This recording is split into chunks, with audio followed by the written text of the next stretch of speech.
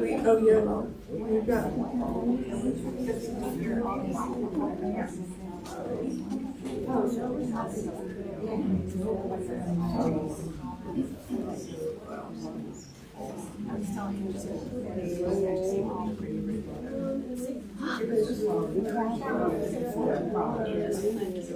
Let's go around the second.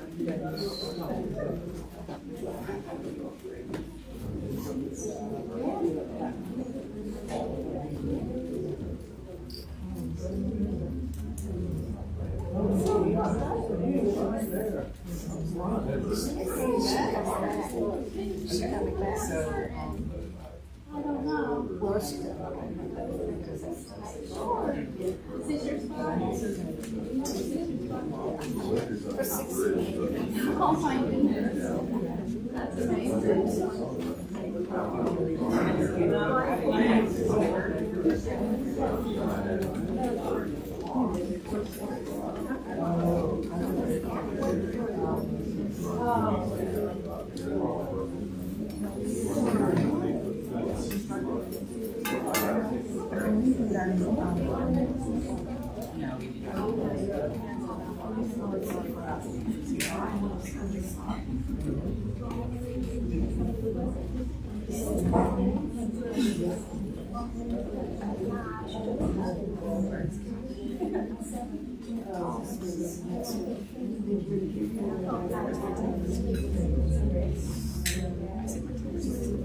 You ready?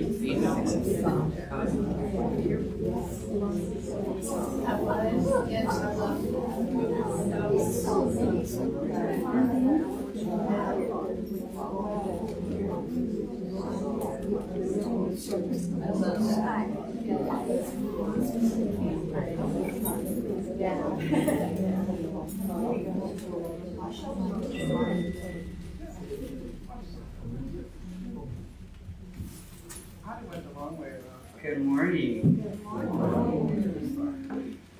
My name is Mo. I am the president of the fellowship this year. Come, whoever you are, holding various beliefs, whatever your skin color, whatever your age or gender identity, whatever your abilities, whomever you love. You are welcome at the Unitarian Universalist Fellowship of Statesboro. You are welcome in this, our religious home.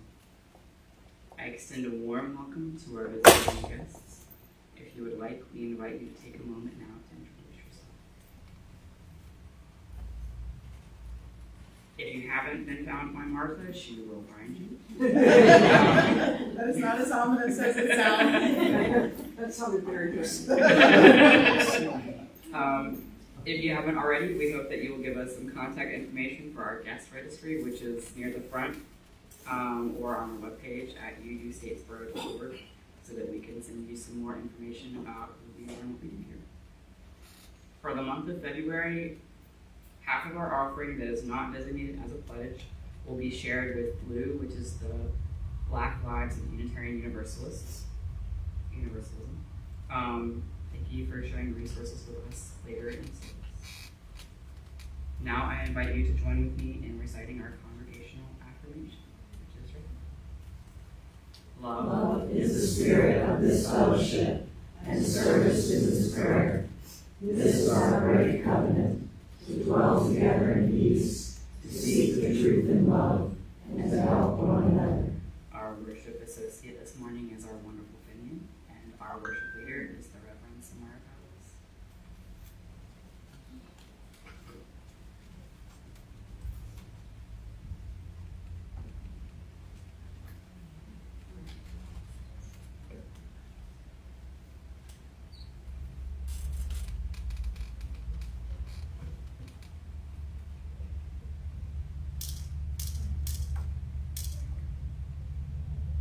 This is our chalice of love and light, uniting us all by paying divine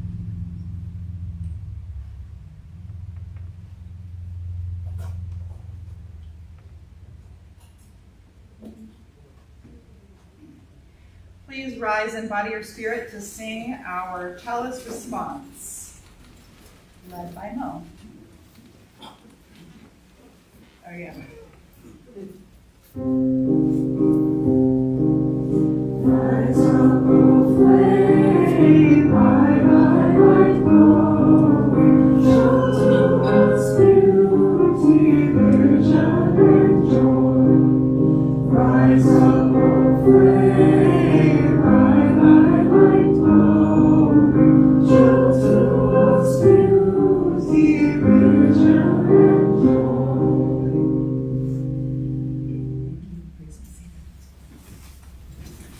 now,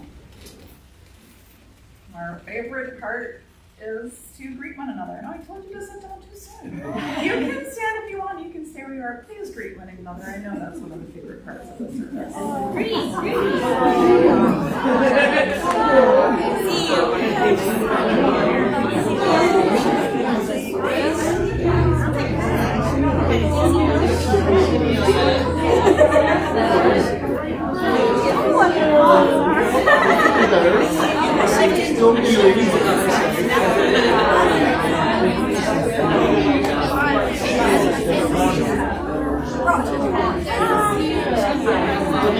How to proceed from here? All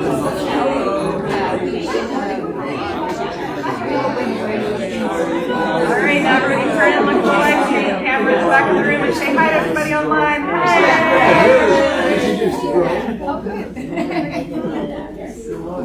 Oh, now I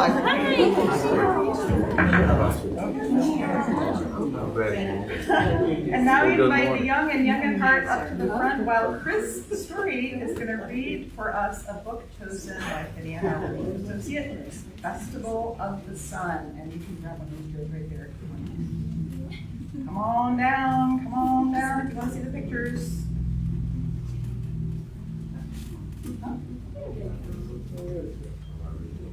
Oh yeah, you can read them and follow along with the pictures.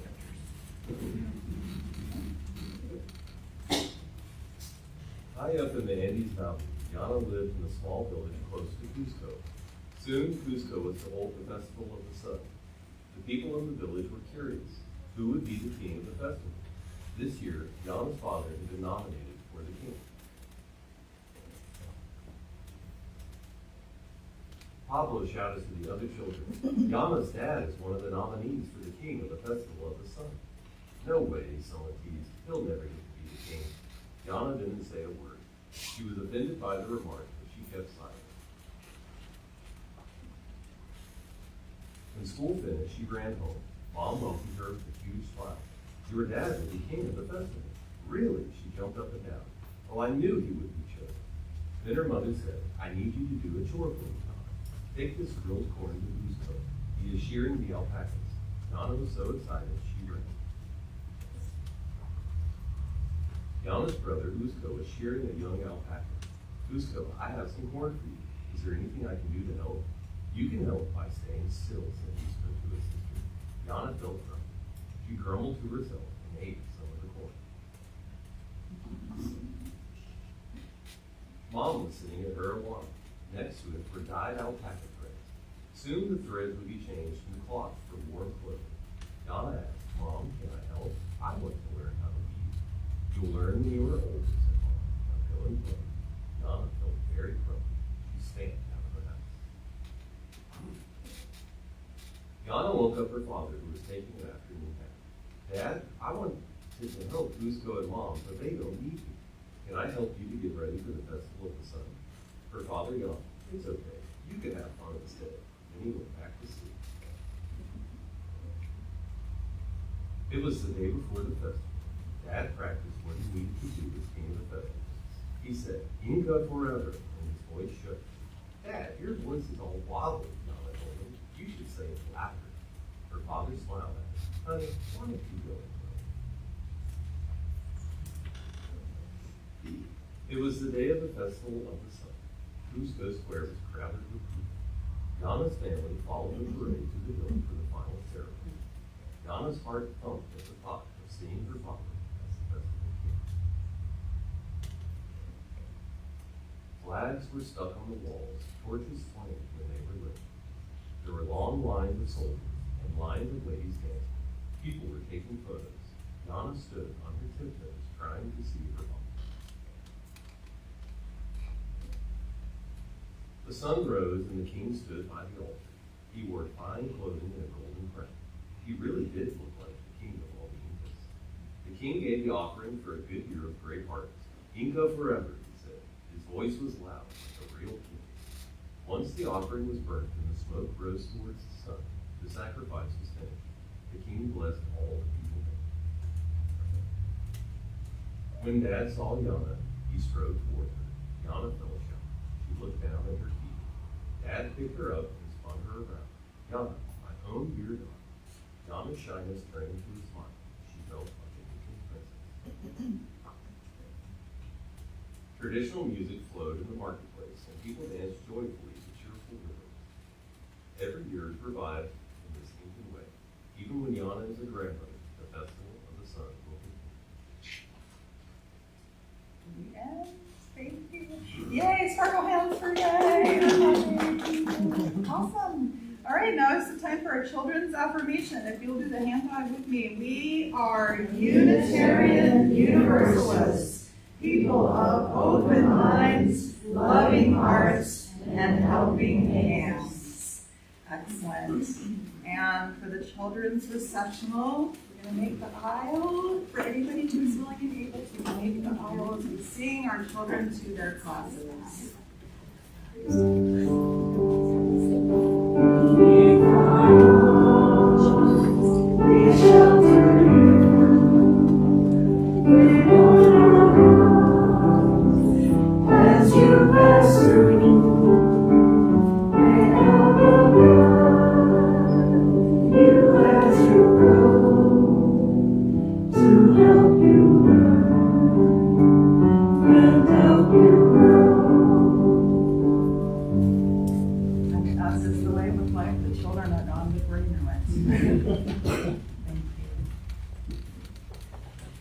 Now is the time in our service when we invite you to make an offering of your treasure to support the work of this church, both within and beyond these walls. If you would like to donate online, please feel free to use the QR code on the screen, or you can go directly to our website, statesboro.org. And if your treasure is scarce, but you would like to make an offering of your time or talents to connect with this community, please feel free to chat with us after the service.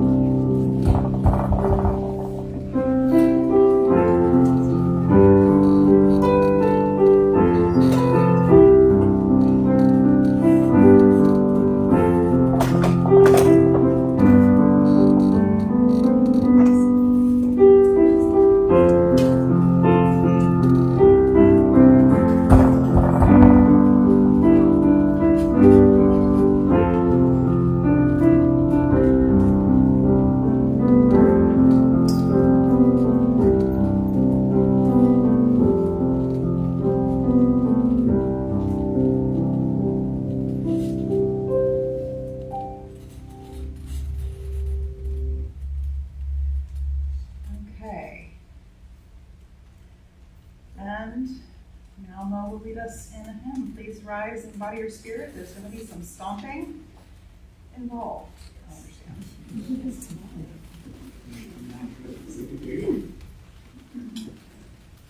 So this song involves a little bit of human percussion today. So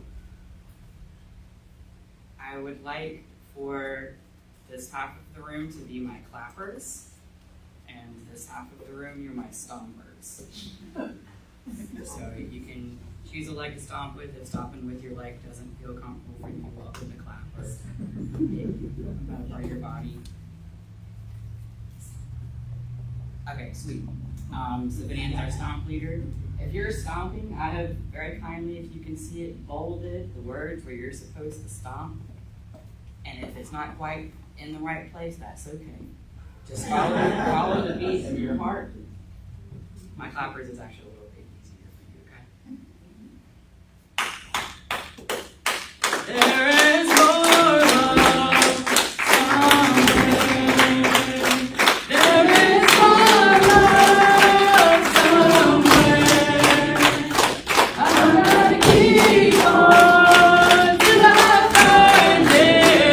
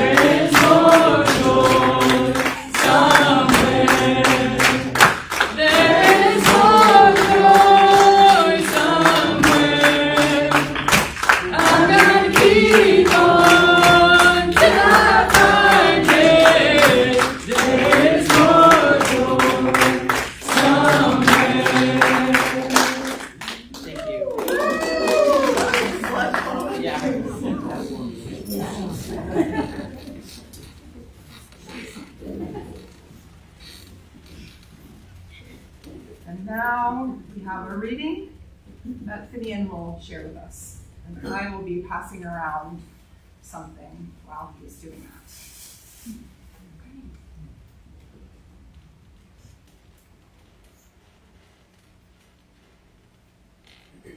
Next to things of necessity, rule or a gift, which one of my friends prescribed, is that we might convey to some person that which properly belonged to his character, and was easily associated with human thought. But our tokens of compliments and love are for the most part bearers. Rings and other jewels are not gifts, but apologies for gifts. The only gift is a portion of thyself. Thou must leave. Therefore the poet brings his poem, the shepherd his lamb, the farmer his corn, the miner a gem, the sailor bow and shells, the painter his picture, the girl a handkerchief of her own sewing. This is right and easy for restored society, and so far to the primary basis. When a man's biography is conveyed in his gift, and every man's wealth is an index of Ralph Waldo Emerson from gifts. Thank you. Take one and pass it around.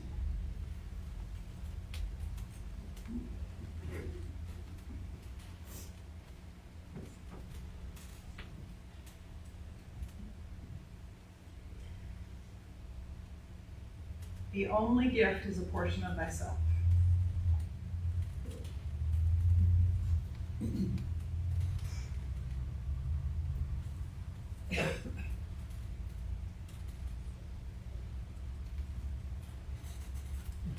I rely on routine for so much, because without routine, I am liable to drop threads. I forget appointments, phone calls that I'm supposed to return, prescription refills. These are important things. It's not like I don't have a sense of priorities. I just have a limited amount of attention, and the world is shrinking and getting bigger all at the same time. Like, it took me a year and a half to navigate all the little messiness of communication and busyness and the demands of family life and grad school at the time to get back into the weekly routine of acupuncture that I had pursued for a very long time, because that one time that I had to change my schedule around the holidays, it took me a year and a half to get back into the rhythm. And that one time that I had to move my appointment to 30 minutes earlier for whatever reason, yes, I missed that appointment because I was late. The reality did not align with my anticipation of reality. But if I'm being honest with myself, the ability to live a life of anticipated reality is not only a fiction, it is a privilege. There are certainly other variables for me, and I'm sure for all of you. For me, there's neurodivergence and the friction that comes from trying to fit my star-shaped self into the square hole of society. But a routine is not the same as a rhythm. A routine can definitely be helpful, but it also runs the risk of disconnecting us from the deeper currents and rhythms of life all around us. It runs the risk of becoming too superficial to dig into what may be necessary for healing, growth, and thriving, because it relies on sameness to work. Routine requires sameness. And Octavia Butler taught us many things, but she also taught us that God is change. And so I have to ask myself, and I invite you to ask yourselves as well, what role does sameness play in the service of spiritual growth? What role does it play in answer to the hunger for deeply rooted connection? Connection to the whole. Connection to our sense of wholeness. A routine absolutely serves a purpose, I will not deny it, and it may not always remind you that you are an element of a greater ecosystem, however. Rhythm is what we're made of. If you get down small enough, it's more motion than substance. Rhythm is what we are made of. It's what we move through. Life, existence, creation itself seems to be founded on these cycles of change and spiraling movements that reflect and inflect like reverberations in a plucked string. Birth and death, creation and destruction, waxing and waning, inhale and exhale, ascendancy and descendancy. The meek shall inherit the earth. Pride goeth before the fall. But it doesn't happen in synchrony. There are vast, maybe infinite layers of disparate and overlapping interconnected cycles happening at any given moment at every level humans have managed to observe, from quantum to galactic. But a system is a system. Or if you're a world dweller like we are, a biome is a biome. Because of how those cycles and rhythms interact and interdepend on each other, when they are interrupted, it can be very destructive to life. We are in an era of global boiling because of the destruction created. Because one system operating on a principle of infinite growth is meeting the hard truth of the finiteness of our precious earthly realm.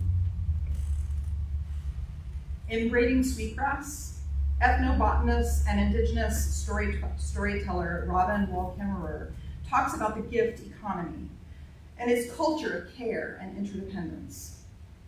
Gift economy infuses many indigenous cultures where people understand themselves to be part of moving parts in a complex interplay of other moving parts, and it's not just an indigenous culture, right? But the gift economy teaches us to operate with generosity towards the other elements of the system. UUs might say honoring their inherent worth and dignity. Because as inhabitants of that system, we have to understand that system health and well-being equals personal health and well-being. In the gift economy, there are foundational agreements based on generosity of giving and receiving and offering what you can and taking only what you need. I think the Hebrew scriptures and the Christian scriptures teach us about the gift economy too. Think about reaping what you sow. Think about Ecclesiastes and its many references to seasons and turning and a time for all things. The utter and irrefutable primacy of loving your neighbor and loving God above all else. Loving the parts and loving the whole more than anything else. Loving the whole in order to love your neighbor. Loving your neighbor in order to love the whole. The glorious, complex symphony of life in relationship to itself works because it is in relationship to itself. Deeply embedded, intertwined, fates aligned, ride or die relationship. In fact, the cycles can become a system at all because of the generous interplay. The cycling of life works because things work together. And I think that is the real difference between a rhythm and a routine. A routine runs the risk of arising out of artificiality or an imposed idea of relationship that does not truly engage the reality of our own embeddedness in life. A routine strikes me as more of a coping mechanism. And let me be real for a second. There isn't a single coping strategy that I would begrudge anyone trying to live in end-stage capitalism during a rising tide of global authoritarianism. I don't begrudge a single one. Routines help us contain the jumbled mess like that yarn pile. And there are times when that is all that may be getting a body through a day. We need us to survive in every possible interpretation of that sentence. We need us to survive. We need us to survive. And coping alone is not designed to nurture thriving. It just isn't. Coping is about containment and locking things down in the temporary or even illusory safety of control and sameness. Thriving, collective liberation, salvation requires a certain amount of spaciousness and flow that invites the other in, that allows for the neighborliness, or that honors both self and other. A surrender to the understanding that I and thou are of the holy oneness, sharing space, sharing matter, sharing star stuff. In the gift economy, there is an open-endedness that allows adjacent beings to access each other's life forces in an amplifying mutuality. That localized life force transference is in turn part of a larger exchange that allows the weaving together of the myriad threads into a glorious, unpredictable, ever-changing, sometimes messy, sometimes achingly beautiful tapestry of life. The way trees will send nutrients to their offspring and to each other through root systems and mycorrhizal systems. The ways that humans and plants seemingly miraculously need each other's exhalations to survive.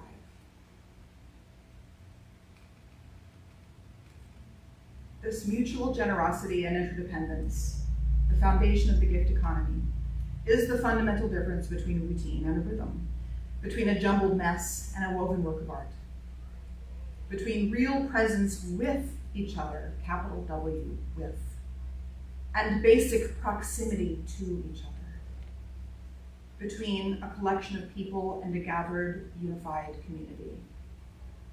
To get there may mean cultivating a kind of stillness that ironically connects you to the rhythms and motions and flow of life. To cultivate the relationships slowly enough to build trust. To move through and cultivate and steward the environments to make it safe enough to try. Christian preacher, author, and educator Frank Thomas names 4 qualities of effective, transformative, and prophetic, or what he calls dangerous, preaching. The first 2 that he names, a dream of equality fueled by physical presence, being there, and holding the prophetic vision of equality, and empathy as a bridge. Empathy that connects us. You understand, I'm sure I don't have to say why empathy is such a dangerous and weaponized tool in the hands of people who would have fascist power, right? To build a bridge between each other and to stay connected is a liberative, defiant act of resistance, and it's also a joyful one. Being present and building empathy are both practices that require our attention and our responsiveness. You don't just become compassionate or justice-driven because of moral rectitude. That's like just being on the right side of history and telling yourself that's enough. That's like having values but not applying them. Compassion is a natural response to empathetic witness and the real vulnerability of being willing to be present to another's need. Why is that dangerous? Because those oppressive systems seek to pervert the cycles of life to their own ends. And let me be abundantly clear that oppressive impact can arise out of both evil and good intent. If the methods of delivery of your compassion requires sameness or control. Harm can sneak in if the reliance on routine becomes stronger than the understanding of our intrinsic interconnectedness and the flexibility that it requires to sustain thriving. A group of people present and witnessing each other, fueled by a willingness toward empathy that moves us to compassion, is a group galvanized and bonded by the generosity life has for all life, by the gift economy. That is the value of being in community. It is not because we need each other, because we do. It's that we can't not need each other. We can't not change. And to live as if we can is to rely on a loneliness of routine to get us through the day. Because sometimes those days where that surrender or that flow feels scarier than anything in the world. It feels like losing something essential. Maybe it even feels like dying. Which is why it takes courage and compassion to help each other through those hard times. Wendell Berry said, "Only in community is it possible to become human. To be fully ourselves, to honor our flourishing may require us to transform ourselves from arbiters of routine to stewards of the gift economy, to be brave enough to open up to a generosity of spirit that allows us to be witness to each other, to respond to each other's inputs, and to help keep each other honest and curious about how to do the next right thing. How to do the next right thing that helps us live, that helps us live into our values, that brings more justice, that realizes more love in the world." It hurts sometimes. It hurts sometimes like blood returning to a limb that has fallen asleep, or like an infant newly born taking its first breath into the lungs. It hurts. Sometimes the only thing we can do is offer empathy for that thing that cannot be resolved, that must only be endured or metabolized. To reach for thriving, to work together towards the resolutions that we can, is also something that we can do when we are truly with each other in interdependent, compassionate community. You work for the resolutions that you can. And this can be done gently, it can be done slowly, and it can be done right here in this room. It arguably is being done right here in this room. There is a big, jumbled mess of life to deal with.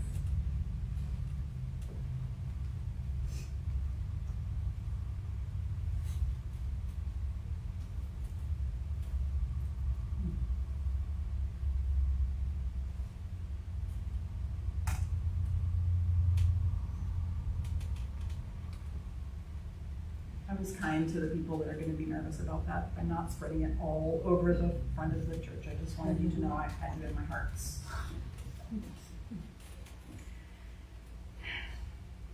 There is a big, jumbled mess.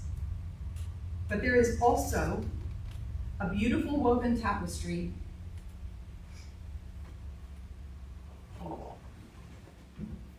that is possible to build out of that mess.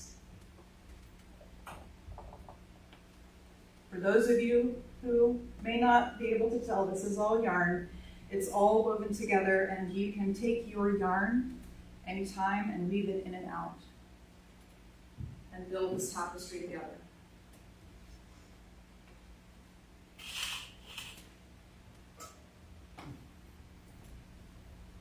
The only rules are your contribution can't break it, and your contribution can't prevent other people from contributing. Otherwise, do whatever you want. Tie a bow on the handle. It's really up to y'all.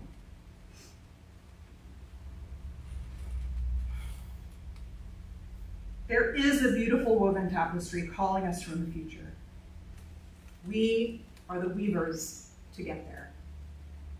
And there is the work of many gift givers who came before us that have gotten us to this point. I will close with these directives from Robin Wall Kimmerer. They are instructions for living by the gift economy and for nurturing that which nurtures you and for accessing the transformative nature of generosity. She writes, "Know the ways of the ones who take care of you so that you may take care of them.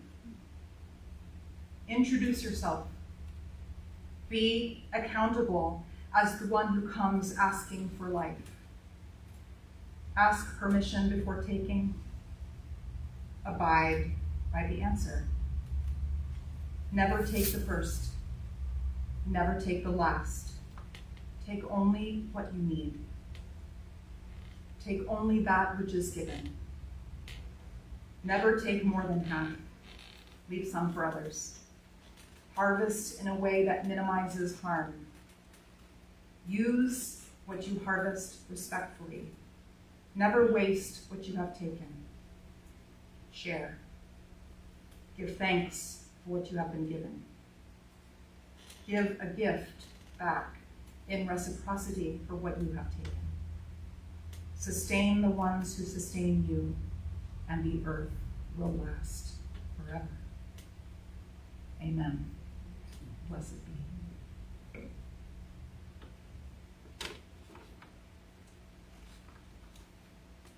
Mo will lead us in a singing prayer. Be still. This part is a little bit of confusion and inspiration. So, you don't have to raise your hand or tell me who you are, but just in your heart, I would love for a couple of brave and willing souls to offer up service, to sing out, to encourage some other shy members to sing along too. The words are up there. I will say you can choose to sing along on the verse. You can also choose to sing the Be Still over and over. It's written so that you can just sing Be Still over and over the whole time if that feels comfortable for you.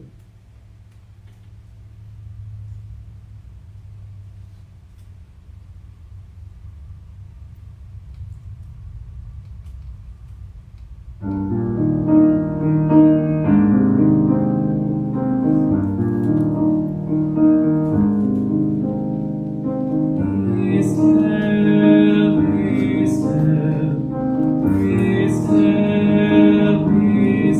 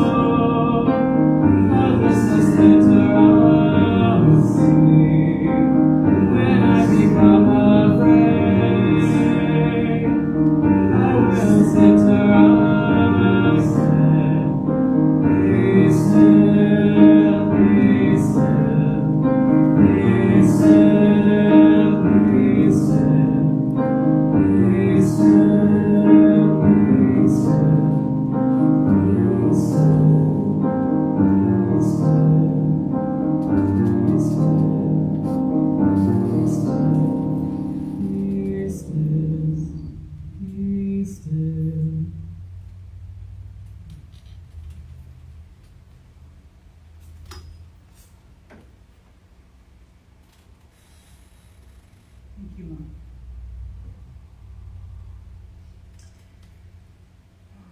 Now is the time in our service when we invite anyone who has a joy or a concern that you would like to share with the community, keeping in mind we are streaming to the internet, which is a live and public platform, so please be mindful about privacy issues for yourself and those who might be speaking about. If anything you have to share is too private for this environment, you're welcome to talk to, reach out to a pastoral care associate today. That is Sherry and myself, if you would like to after the service. Would anyone like to come and light a candle of joy or concern?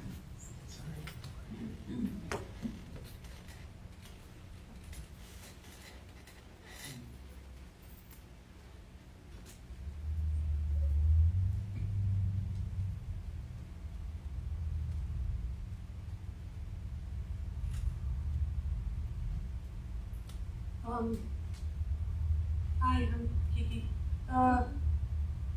So just a couple, I wanted to light a candle for the teacher who was killed in Savannah due to the ice chase. Truly horrible, horrible loss should not have happened. And blessings upon her spirit and all who knew and loved her. But speaking to your message, more just a generic thing. There is a story that is attributed to Margaret Mead, the anthropologist, where someone once asked her what was the beginning of humans evolving into a dominant species on the planet, and they were expecting her to say like some sort of technological thing, or when we invented agriculture, or some kind of hunting technique or something.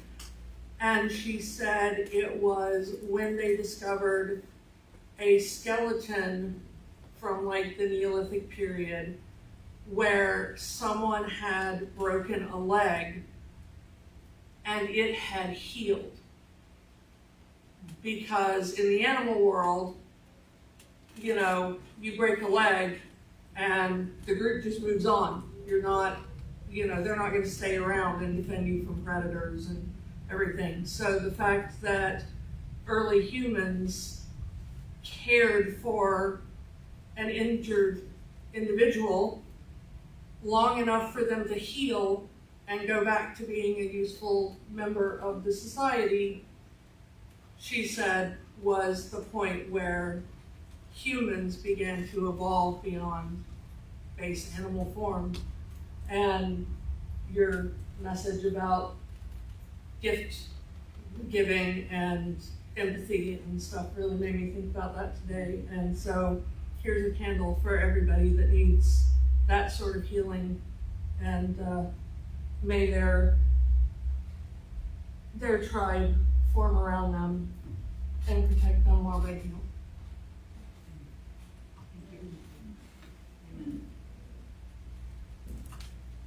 Anybody else like to share?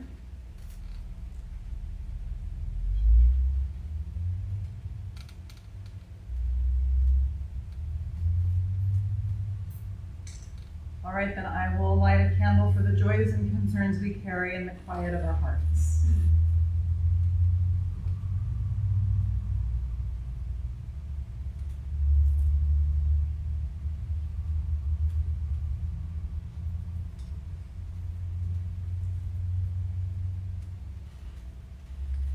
Kathy, did anyone share from online? No? Okay. Then I will invite you into our choral invocation for prayer, Spirit of Life. Please rise in body or spirit.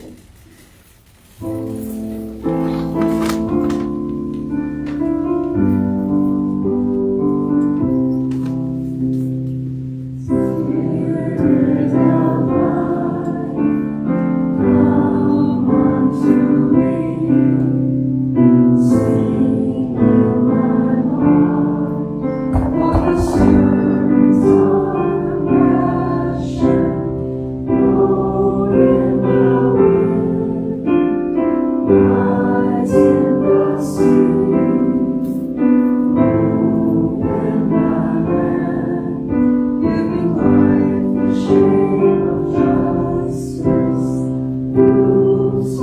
And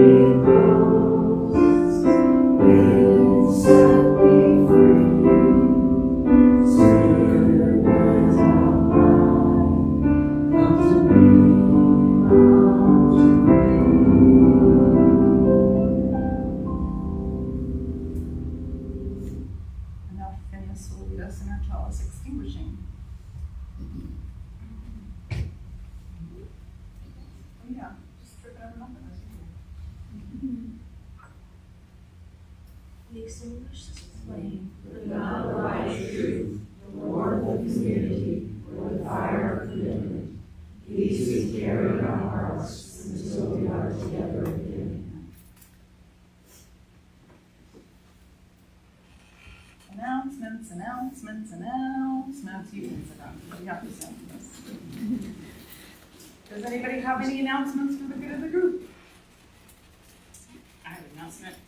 On Saturday, March 7th at 10 a.m., the UU in Savannah is hosting I can't remember what they called it, a protest sing rehearsal, basically, where they will be learning a bunch of songs for the protest in preparation for the No Kings protest on March 28th. A group of us are going out there as well. So if you would like to either carpool with us, let me know, or if you just want the information so you can decide the morning of if you would like to go out there, let me know. That's March 7th at 10 at UU Savannah. I can't go, but I would love to, if you guys are going, bring back some so we can learn too. Yes, that is the goal. Yes. Potluck after service. Go ahead, Bex. I hope this is appropriate, but I got a really cool opportunity to open for a nationally touring comedian here in Statesboro on March 13th at the Saucy Shrimp. So tickets are available on Eventbrite if anybody wants to come out and support. But yeah. Awesome. Wait, what's the information? What date? March 13th. March 13th. Question, is that child friendly? Like I've seen the ads. No. Okay. Gotta put it right out there.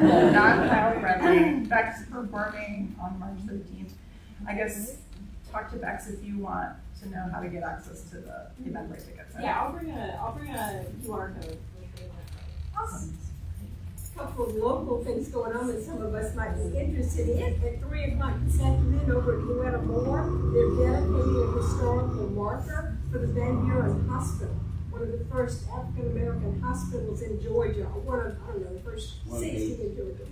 One of 8 in the One of 8 in the whole state, okay. So they're dedicating a marker, historical marker at 3 o'clock. It's open to the public over at Uetta Moore in at 3 today.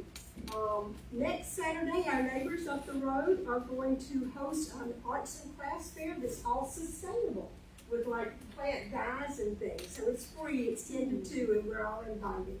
So let's go do that, that'll be fun. Awesome. All right. I have one. Like I said last Sunday, and I'm getting the precise info, sorry. I mentioned last Sunday that they're on this coming Saturday, the 28th. This is an all-ages event for those who've got like children they're trying to find something to do. There is a thing over at the Honey Bowen building on Fair Road called Borough Board Con, and I'll be there with my medieval group demonstrating some medieval board games and stuff, but it's a board game convention hosted locally, and it's an all-day event. It isn't free, unfortunately, but it is very cheap, and it's an all-day, all-ages event. They're holding raffles, they're holding contests. You can go, you can play modern games, old games, there's tournaments, there's all kinds of fun stuff to do, and I'll be there for at least part of the day in my medieval gear and telling people about medieval stuff if you want to see me, but it's an all-day event. It's sorry, but you can talk to me about it. It starts at 9 a.m. No, that's the wrong thing. it starts at 10 a.m. It's 10 a.m. to 8 p.m. It's $10 per person and $5 per child, 3 to 15. So, you know, not very expensive for a full day. What's the date? The 28th is this coming Saturday. So you could even do both. You could go to the sustainable arts thing and then spend part of the day playing board games. So it's a full day. One last opportunity. I made an announcement recently about if you have not been among those who have shared anything of your story, your journey to UU, the Why I'm UU panels we've been doing, there's an open Sunday next month on the 8th. So if you would like to share, please let me know. We'll have to decide today or tomorrow what's going to fill that space. So if you're willing to be one on a panel and talk 5 to 7 minutes, anything about how you got to be here and part of this group, please let me know today.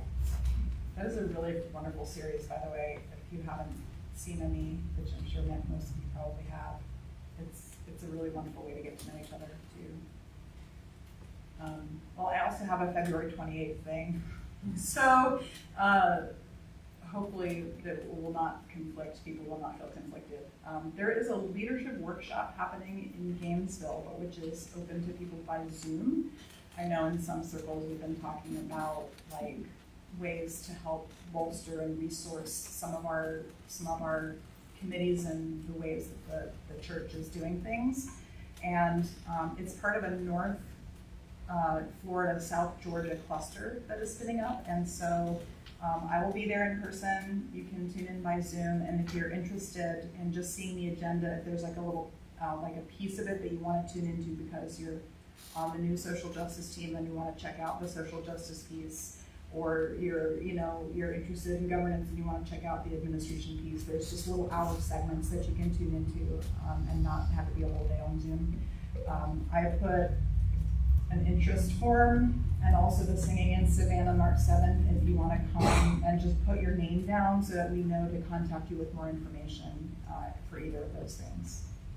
Quick question about the Zoom thing on the 28th. Do you know if they'll be like putting it up somewhere like on a YouTube channel for people to like look at it later? It is probably not, but I don't know for sure. I will say probably not because it is an internal workshop with cluster business.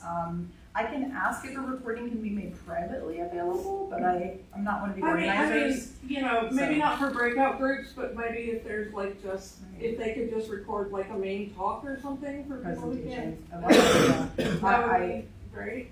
I can see what they have planned, and if they don't already plan to do that, I can ask and put in a good word. That would be great. Yeah, awesome. Good idea. So Mo and I have an announcement too. We were originally going to do it at the end of the service, but it seems like maybe sooner is better. Does everybody want that announcement now? Okay. Will you come up? Yeah. So for a little context, when the board originally hired me, the search committee had gone through, we went through interview processes and contract negotiations, and one of the things that we agreed on was I never was going to be available for more than 2 years, but I would be open to considering a contract renewal if everything worked out and it would be for the best interest of all involved.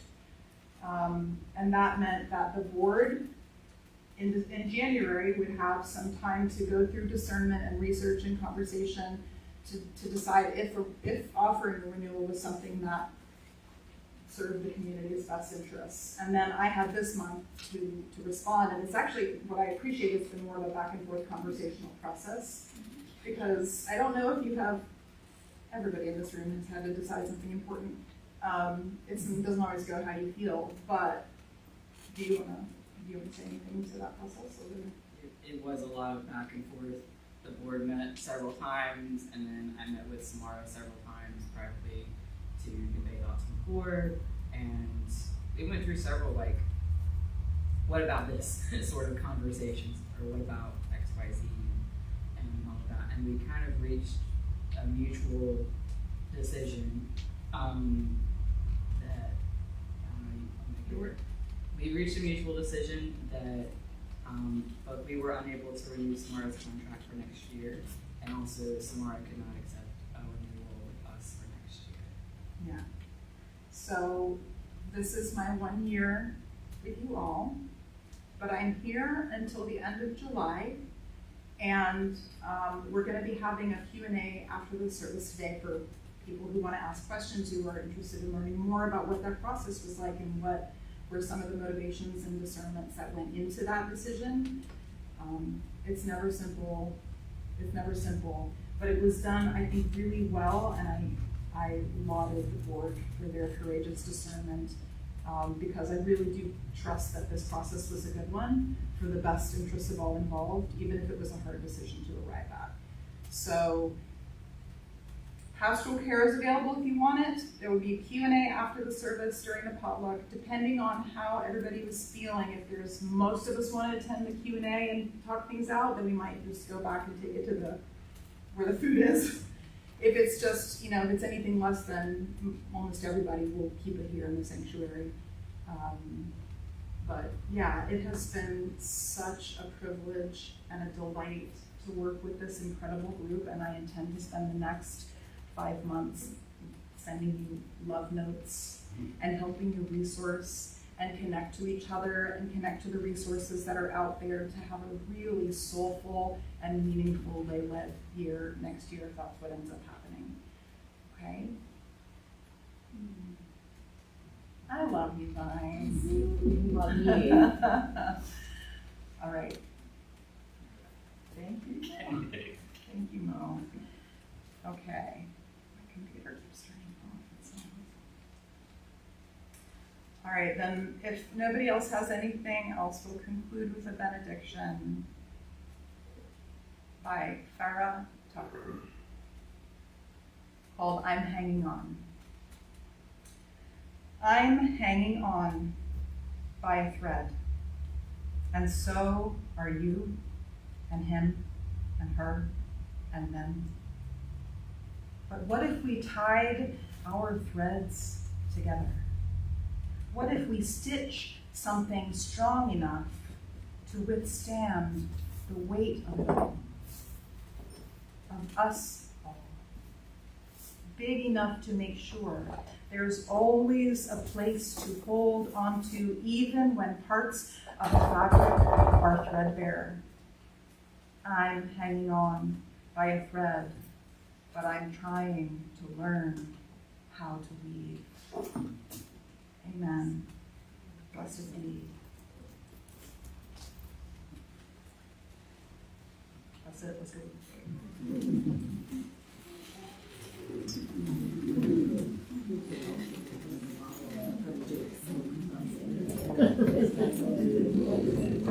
I don't know.